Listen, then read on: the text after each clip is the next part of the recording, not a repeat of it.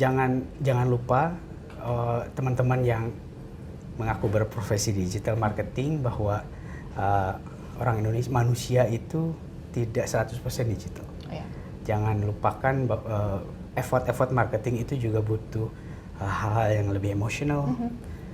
Yang physical itu masih sangat-sangat penting karena physical contact itu berpengaruh pada emosi. Karena pada akhirnya tugasnya marketer kan ngedorong orang untuk decision making. Yes. Yang tadi cuma tahu sampai beli itu kan decision making prosesnya. Dan riset scientific sudah membuktikan bahwa decision itu di-drive sama emotional. Smart Business. Smart listeners, dengan disrupsi digital ataupun shifting yang besar-besaran ya, dunia marketing semakin melebarkan sayapnya. Dan sekarang secara khusus ya sudah ada digital marketing gitu ya. Ini yang mungkin bisa menjadi challenge untuk Anda para pebisnis untuk memanfaatkannya untuk profit ataupun mungkin untuk brand Anda itu lebih dikenal. Tapi seperti apa untuk bisa memanfaatkan digital marketing tersebut, kita akan membahasnya dalam podcast Smart Business bersama salah satu pakarnya, mungkin bisa disebut seperti itu, Mas Gemi. Hai Mas Gemi. Mudah-mudahan, halo. Seorang CMO dari KG Media dan juga Ketua Indonesia Digital Association. Mas, bicara digital marketing, mungkin share dulu sedikit perkembangannya di Indonesia sendiri. Udah sejauh apa sih, Mas? Digital marketing itu belum lama di Indonesia, mungkin baru 15 tahun. Oke. 15 tahun lebih lah. Oke. Less than 20 tahun lah. Soalnya ya kebetulan saya ingat dulu waktu masuk ke dunia marketing itu, bahkan digital tuh baru dikenalin itu 2007 2008 tuh baru perkenalan. Saya ingat banget tuh waktu itu share-nya tuh baru 1%, 2%. Okay. Dan itu belum lama loh, itu 2010 2011 gitu. Dan sekarang mungkin sudah 40-50% gitu dari total media spending. So dalam waktu yang cukup singkat itu perkembangannya emang cepat sekali. Jadi di Indonesia perkembangan digital di area marketing cukup terakselerasi ya. Kalau kita lihat data sebelum pandemi itu digital spending kita itu growth-nya itu, kita tuh Indonesia ya. Indonesia itu growth-nya mungkin 25-30% tiap tahun, year on year. Pas pandemi agak keganggu, sekarang kita mungkin di rate antara 9-10%, tapi itu pasti masih akan meningkat lagi. Jadi masih bagus growth-nya dan adopsi makin masif. Dan perlu gue tekankan, bukan perlu gue tekankan. Ingatkan? Perlu gue ingatkan bahwa kalau gue sendiri sebenarnya tidak sepakat dengan istilah digital marketing. 10-15 tahun lalu oke. Yes. Jadi buat gue digital marketing itu terms yang sudah lapuk, yang digunakan 15 tahun lalu oleh gue sendiri. Waktu itu untuk mendorong adopsi dari digital. Tapi saat ini ketika everything is digital, maka aneh banget ketika kita masih ngomong digital marketing. Yang benar adalah marketing in digital world. Dan makin, kalau mungkin teman-teman yang sudah bekerja di dunia digital bertahun-tahun kayak gue gitu, makin menyadari bahwa digital itu nggak bisa kerja sendiri. Karena kenapa coba? Kenapa tuh, Mas? Karena manusia itu nggak fully digital. Yes. Manusia itu mungkin spend time di digital makin tahun makin naik. Tapi manusia itu tetap makhluk fisik. Dia butuh sentuhan, dia butuh emosi dan lain-lain, dan itu tidak akan pernah berubah. Jadi jangan lupa teman-teman yang mengaku berprofesi digital marketing bahwa orang Indonesia manusia itu tidak 100% digital. Jangan lupakan effort marketing itu juga butuh hal-hal yang lebih emosional. Yang physical itu masih sangat-sangat penting karena physical contact itu berpengaruh pada emosi. Karena pada akhirnya tugasnya marketer kan ngedorong orang untuk decision making. Yes. Yang tadi cuma tahu sampai beli, itu kan decision making prosesnya. Dan riset saintifik sudah membuktikan bahwa decision itu di-drive sama emotional otak yang mengurusi emotional thinking. Jadi bukan dari jangan terjebak matriks digital yang gampang sekali kita lihat. Tetap marketing itu harus mendorong juga sisi emosinya, sisi physicality makin penting karena decision itu di-drive oleh emotion. Nah, jadi sekali lagi kalau buat saya marketing in digital world itu lebih penting untuk kita mengerti dibanding gue spesialis digital marketing. Karena gini, kalau mengaku gue digital marketing, lu nggak peduli TV, lu nggak peduli radio, padahal itu masih punya impact loh. Gitu. Dan itu yang membatasi seorang yang mengaku digital marketer, karena dia gue mau orang digital, gue nggak lihat TV.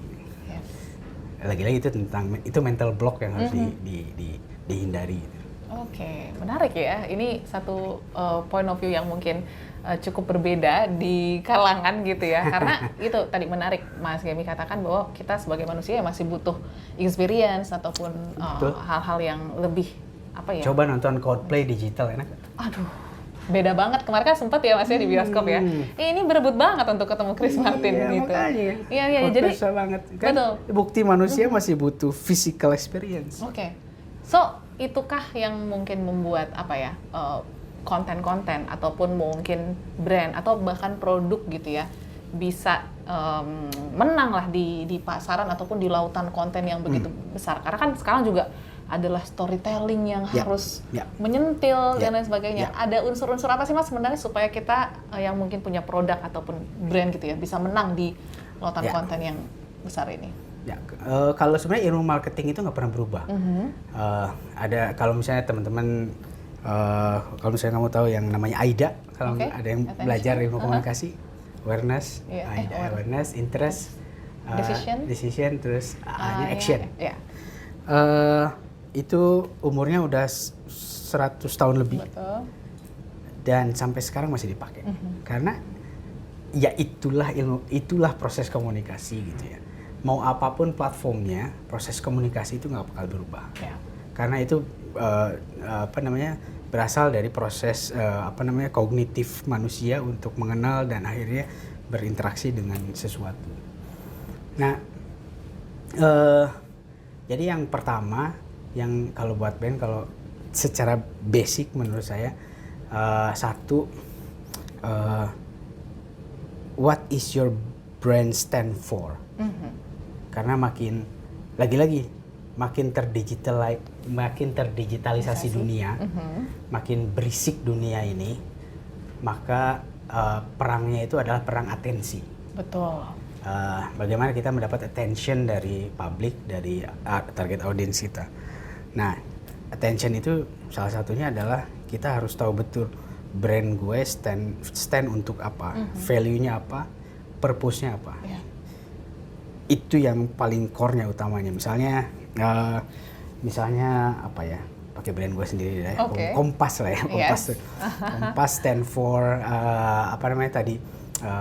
pencerahan gitu ya, menjadi hati nurani rakyat dan lain sebagainya. Nah, itu tuh harus nantinya harus tercermin dalam aktivitas marketing. Value-value itu harus terproject di situ. Jadi setelah value ketahuan, kita tahu target audiensnya siapa, kita tahu product value proposition, itu ditentukan, brand kita stand for apa, jadi alasan untuk orang membeli itu kenapa sih, itu penting untuk kita tahu. Habis itu baru kita membuat komunikasi. Aktivitas marketing kan aktivitas komunikasi ya. Betul. Aktivitas marketing kan sebenarnya bagaimana meng-exchange value, bagaimana orang mengerti value produk kita. Betul. Nah, jadi dari situ aktivitas marketing berdasarkan sebuah storytelling tadi. bagaimana kita menceritakan brand kita kepada publik sehingga publik tahu value dari brand kita. Jadi kadang-kadang branding atau marketing itu is not about the product, tapi lebih kepada value-nya itu sendiri. Jadi kalau misalnya tadi balik lagi ke pertanyaan bagaimana kita caranya stand out, tanya dulu gitu. Betul. The reason of existence produk lu tuh apa gitu. Kenapa lu bikin brand ini? Solusi apa yang mau lu pecahkan? Itu kita harus paham dulu. Dari situ baru deh itu akan mengalir. Oh, karena gue hadir untuk solusi ini, maka value proposition gue adalah ini. Maka ini yang harus gue ceritakan kepada publik. Maka strategi komunikasi yang kayak gini, sehingga aktivitas marketingnya ABCD, platform medianya apa, target audiensnya yang mana, terus KPI-nya apa. Kadang-kadang sekarang orang lupa yang awal tadi, langsung ke akuisisi. Betul. Akhirnya apa? Terjebak ke promo. Promo itu aktivitas marketing yang paling gampang, nggak usah mikir deh. Kalau promo, kalau ada duit udah bakar duit aja, promo pasti akuisisi gampang. Tapi sampai kapan? Uangnya habis, promonya habis, apakah mereka masih loyal? Itu problem terbesar generasi sekarang yang lahir dan besar dalam ekosistem promo. Betul. Gue nggak beli kalau nggak ada promo, terutama di e-commerce ya. Terus ketika promonya habis ya gue pindah aja. So loyalty itu sesuatu yang sulit saat ini karena orang melihat marketing ya hanya kegiatan promosi dan melupakan value dari brandnya itu sendiri. Makanya mungkin untuk growth hacking awal-awal oke lah. Tapi jangan lupa kita harus membangun brand itu juga. Jadi kalau mau tanyaan tadi gimana caranya stand out, pikirin brand kalian secara value bisa stand out apa enggak? Apakah ada brand dengan value yang sama? Kalau ada kita apa bedanya? Apa bedanya? Proposisinya harus beda. Balik lagi ke basic bisnis ya, harus menyelesaikan atau memecahkan solusi. Benar, gitu struktur brandnya harus benar dulu. Jangan lupa, ya itu tadi, karena terlena akuisisi, digital matrix, kita kadang lupa sisi-sisi ini brand gue tuh value-nya apa sih? Betul. Apa yang bisa kita tawarkan? Sehingga orang nggak cuma loyal ketika ada promo doang. Karena mungkin melihat situasinya seperti itu kali ya, makanya memantik yang lain pun ikut share promo lah, bakar uang lah dan lain sebagainya. Oke, kalau balik lagi ke pertanyaan tadi, gimana caranya kita mau stand out di dunia digital yang berisik ini ya, balik lagi ke pertanyaan, brand lo stand for apa, value-nya apa, solusi apa yang lo pecahkan, sehingga propositionnya apa gitu untuk kita komunikasikan. Dan ingat jangan terjebak dengan solusi gampang promo gitu. Punya promo itu nice, membantu akuisisi, tapi harus dibarengi dengan pembangunan brand juga, karena brand itu lebih long term, promo itu lebih short term. Promo itu ada batasnya, ketika budgetnya habis ya udah. Kemarin di salah satu conference kita bahas loyalty, dan semua panelis ya waktu itu, hampir semua panelis setuju kalau loyalty itu sesuatu yang sangat susah saat ini, karena kita hidup dalam dunia promonya habis, loyalty hilang. Bahkan gue mempertanyakan apakah consumer yang engage dengan sebuah brand karena promonya itu bisa disebut loyalty. Gue rasa sih enggak ya. Loyalty itu ada promo mau enggak ya lu tetap beli barang itu gitu. Jadi tanyakan pada diri sendiri kenapa brand lu harus layak untuk jadi atensi publik dan komunikasikan itu dengan baik. Jadi jangan lupa kuncinya juga kreativitas. Nah itu dia, kayaknya next episode kita bahas kreativitas, seru kali ya Mas Gaby ya. Oke, so thank you sudah sharing Mas Gaby dalam podcast Smart Business.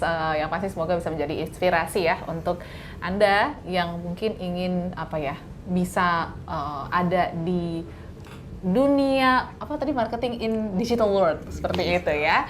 So, semua listeners jangan lupa share video ini terlebih untuk mungkin tim Anda ataupun mungkin partner Anda supaya bisnis bisa berjalan lebih baik lagi. Saya Audrey Joanna pamit, sampai jumpa di episode berikutnya.